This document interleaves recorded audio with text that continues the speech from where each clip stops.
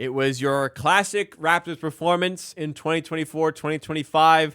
Hard-fought game, leading going into the fourth quarter, and it all falls apart. And there was still, again, those opportunities to make the big shot right at the end of the game. They just can't get them to fall. Let's break down how the Raptors lost to the Pistons here in tonight's post-game show.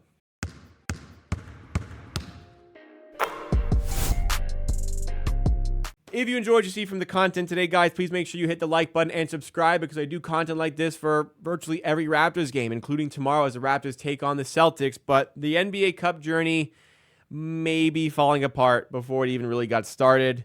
2 NBA Cup games in the book, 2 losses for the Raptors. We had the 99-85 loss to the Bucks earlier in the week. This one here back at home after 5 games on the road, and the Raptors falter again. It is the 5th time this season the Raptors have been leading after 3 quarters, and I believe they only actually won one of those games. I believe they won a game which they were not leading going into the fourth quarter. So 4 times they've been leading going into the fourth and did not win. That includes tonight. The Raptors, it kind of felt like this was the one where they were going to start to pull away. They're up 68-60. They had a makeable shot to go up 10. Doesn't go. Pistons go the other way, make it a 6-point game, go on a little bit of a run. Start of the fourth quarter here for the Raptors. I think they may have even been up by, I think it was 6 or 5. Whatever it was, they were up by a decent amount going into the fourth quarter. The Pistons make it up relatively quickly. They themselves go on a little bit of a run, but it's 2 teams who haven't closed games well this season. But the Pistons did enough. They went up 97-89. They only got 2 more free throws the rest of the way. So shout out the Raptors defense for kind of hunkering down there. But it just was not enough. Man, Gradey Dick gets a couple really good looks late in the game to tie it. Misses both, one of which wide open off a catch. Another one off of a late inbound play where he just gets enough separation off of, I think it was Ivy. And it just doesn't go here. Man, how many times can the Raptors do this to themselves? It must be really tough in the locker room to have. This is the 6th time this season they've lost a game by 6 points or less. So they're in the mix. They're always playing well, but can't quite do it. The Pistons, it always kind of sucks to lose to the Pistons. You kind of associate the Pistons with being trash these days, but they put on a decent season so far, especially defensively. Bickerstaff has them playing hard. Looked like it today. The Pistons now improved to 6-8 on the season, which will, I think that will actually put them in a top 8 spot in the Eastern Conference, such as the East this season. But it was a scrappy game. Not the most visually pleasing game. A lot high intensity, a lot of young guys putting in a lot of effort, but it was a scrappy game. We'll start with the team stats here. The Pistons rise up. They were lower. They were under 40, but they shoot 41% from the field, 21% from 3.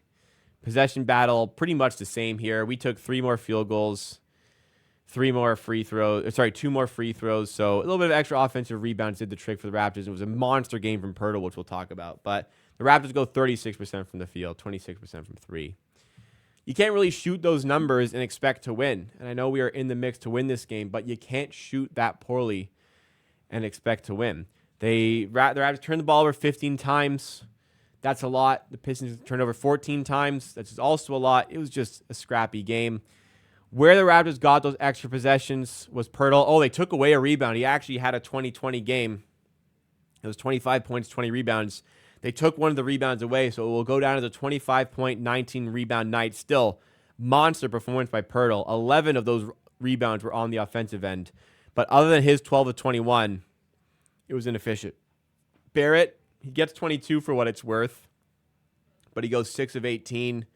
Gradey Dick gets 16 points for what it's worth, but he goes 4 of 17 and 1 of 10 from 3, including those 2 late misses. Ochai Agbaji, 4 of 15, started pretty bright, but wasn't able to make after that. 1 of 5 from 3. David Mitchell continues to struggle for scoring. +9, 5 points, 6 rebounds, 5 assists, but still a little bit to be desired. What I also gather is that the starters performed pretty well here. Gradey Dick was plus 13 despite his struggles. RJ Barrett was plus 14 despite his struggles. Pirtle plus 6. Mitchell plus 9.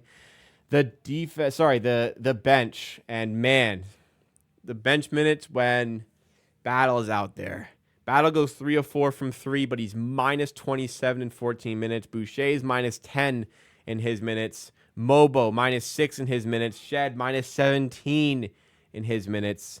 It's another one where I just continue to preach. Look, I'm all for playing these guys. I'm all for developing these guys. You don't have to play all the bench guys together. You don't, Darko. You don't have to play 4 bench guys with 1 starter. You don't have to play 5 bench guys on at once. You don't need to go 11 deep with your bench. I know Temple only got 2 minutes, but you don't need to play them together. You can stagger minutes, but he doesn't. So when you have Boucher, Fernando, Shed, Mobo out there together, or Battle, you just don't have enough offense. You don't like the floor spacing is only coming from Battle, but he's really bad at a lot of other stuff. And I think he could profit with some time in the G League. Like, you don't have to force these minutes. They try to survive them. It cost them at the end of the first quarter. It kind of hit them in the start of the fourth quarter as well. So scrappy game. Nobody really deserves to win, but the Pistons in the end just have enough. Even with like not really any great individual stat lines either. I guess Beasley had 20 points and 8 of 15, but like Cade goes 6 of 21. Duran was in foul trouble. Harris was in foul trouble.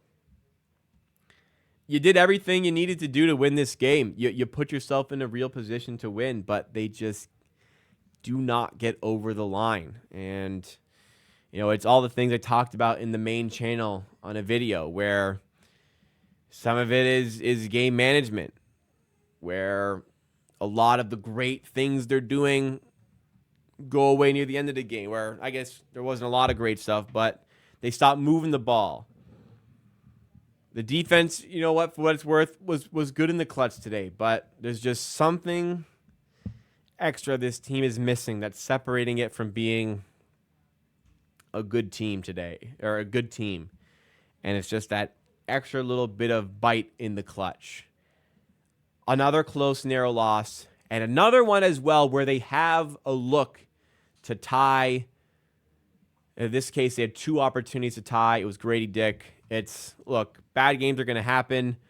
I think the fact that Gradey Dick can go 4-17 and still put up 16 points, still go plus 13, and still draw enough free throws to take 7 free throws, I think there's positive to take away. Again, it's another classic moral victory this season. And the Raptors, who already had the worst record in the NBA, even more so. How are the Sixers doing at the time of recording here? Because the Sixers lost. Yeah, Sixers lost. So they're only 1 game ahead of us, but it's still the bottom record in the NBA, unfortunately, for the Toronto Raptors. And that is where we will remain, and likely will still remain tomorrow when they take on, or if you're watching the post-game show in the next day. Today, they are currently 16-point underdogs against the Boston Celtics in Boston. So it doesn't look like a win is coming up here. So it's tough. But look, there's positives to take away. The team is improving. We got a long way to go this year, but it could definitely be a lot worse than it is right now from an on-court perspective. Still entertaining basketball, and I think that's all we can ask for. So if you enjoyed what you saw from the post-game show, from the stream, hit that like button, subscribe for more Raptors content like it. I'll see you at the next one for the game against the Celtics.